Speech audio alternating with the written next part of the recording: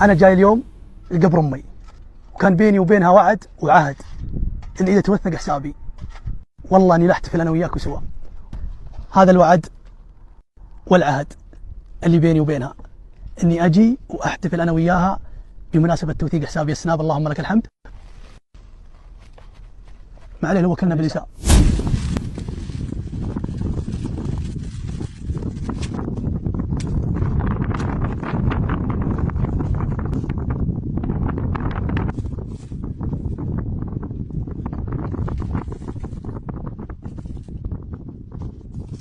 ليس كل من زار قبر والدته بارا بها، فالبر لا يقاس بما تصوره الكاميرا ولا بعدد المشاهدات ولا بحجم التفاعل تحت المقطع. رأينا أحدهم يحمل كعكة إلى المقبرة ويحتفل عند قبر والدته بتوثيق حسابه، وكأن القبور أماكن للاحتفالات لا مواطن للعبرة والدعاء. ورأينا آخر يصب الثلج على قبر والدته ويوثق المشهد أمام المتابعين، وكأن الموتى ينتظرون مؤثرات بصرية ومشاهدات عاطفية. وهنا يبرز السؤال: متى تحولت المقابر إلى منصات محتوى؟ ومتى أصبح القبر خلفية للترند؟ ومتى صار الحزن مادة للتفاعل؟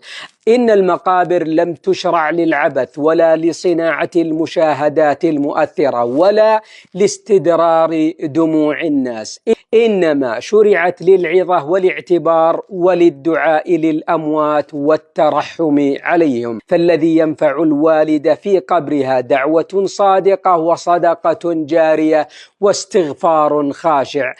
أما الكعكات والثلوج والاستعراض أمام العدسات فليست مما جاء به الشرع لأهل المقابر. إن من أخطر ما تصنعه الشهرة أن تجعل بعض الناس يبحثون عن المشاهدات في كل مكان كان، حتى عند القبور، فتضيع هيبة الموضع وتستبدل العبرة بالاستعراض. فاحفظوا للمقابر حرمتها وللموت مكانته وللوالدين حقهم، فالميت لا يحتاج إلى محتوى بل يحتاج إلى دعوة صالحة تبلغه في قبره.